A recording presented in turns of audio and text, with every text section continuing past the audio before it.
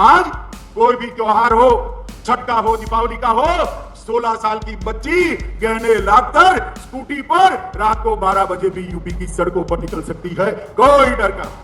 ये बात देश के गृह मंत्री अमित शाह ने कही थी इसी साल यूपी चुनाव के प्रचार के दौरान।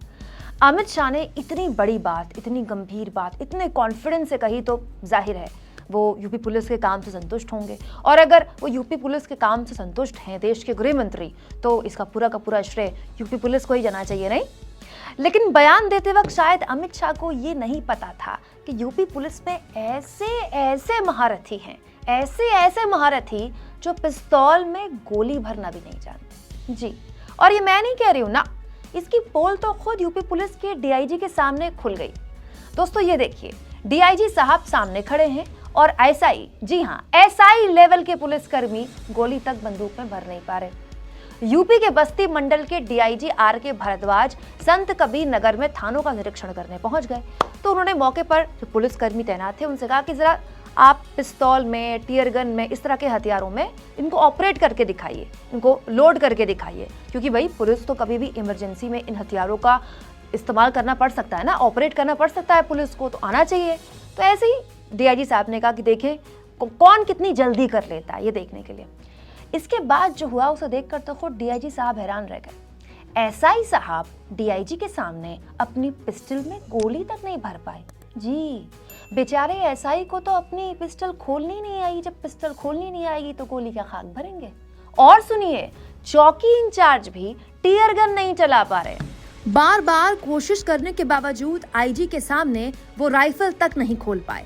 एसआई को ये तक नहीं समझ में आ रहा था कि राइफल में गोली जाती कैसे, मतलब वो कौन सा हिस्सा है जहां पर गोली लोड की जाती है, ये हाल है। एसआई ने डीआईजी के सामने बंदूक की नली में गोली डाली और फायर करने की कोशिश कर दी। इसे देखकर डीआईजी दंग रह गए और एसआई साहब मतलब क्या ही करते, उनको तो पता ही नहीं हो क्या रहा है, उनको तो जो मना रहा है वो करे जा रहे थे।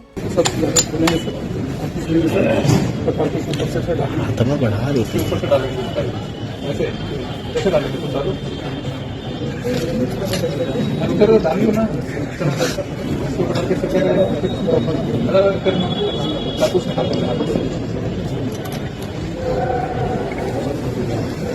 दोस्तों आसपास खड़े दूसरे पुलिसकर्मी भी हैरान हो गए कि उनके चौकी इंचार्ज के पास इतना जबरदस्त टैलेंट है। ये हाल है यूपी पुलिस का। आप खुद सोचिए, जब थाना इंचार्ज को राइफल लोड करनी नहीं आ रही तो क्या खाक क्राइम से लड़ेंगे? फिर उसके बाद क्या करोगे? वोट चढ़ाएंगे सर, लिस्ट लेंगे सर, लिस्ट लो, करो, कौन मरा? आप खुद सोचिए, किसी चौकी इंचार्ज का ये हाल है तो उसके माथात जो दूसरे वर्दी वाले हैं उनकी क्या हालत होगी? ऐसे कम होगा क्राइम यूपी में? सोचिए, अगर इस चौकी के अंडर आते इलाके में कोई इमरजेंसी आ जाए तो यहाँ के चौकी इंचार्ज तो पहले राइफल लोड करना सीखेंगे।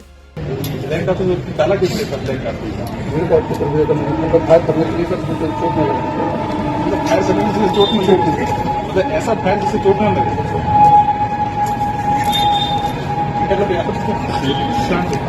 दोस्तों यूपी में कमोबेश पिछले 5.5 साल से डबल इंजन की सरकार चल रही है ना? हर चुनाव में वोट पड़ता है तो योगी जी और मोदी जी के नाम पे पड़ता है। यूपी में कोई भी चुनाव हो, वोट योगी मोदी के नाम पे पड़ता है ना? बार बार बुलडोजर दिखाकर कहा जाता है ये तो योगी जी का यूपी मॉडल है कि यहाँ के अपराधी या तो भाग गए या खुद सरेंडर कर गए या उनके घर में बुलडोजर चलवा दिए गए। चुनाव कहीं भी हो, बीजेपी योगी जी को स्टार प्रचारक के तौर पर कैंपेन करने भेजती है, बड़ी डिमांड होती है उनकी। और योगी जी भी जहां जाते हैं बीजेपी वाले बुलडोजर बाबा बनकर जाते हैं, देश भर में बताते हैं कि यूपी में कैसे उनकी सरकार में क्राइम अंडर कंट्रोल है। लेकिन आप सोचिए, जिस पुलिस पर लॉ एंड ऑर्डर मेंटेन करने की जिम्मेदारी होती है, उन पुलिस वालों को तो बेसिक हथियार चलाने नहीं आते। मतलब क्या ही बात है ये? पता नहीं इन लोगों ने अपने ट्रेनिंग के दिनों में क्या किया था भाई। दोस्तों इस तरह के वाक्यों से पुलिस का इकबाल खत्म होता है, गुंडे बदमाशों में इनका खौफ खत्म होता है।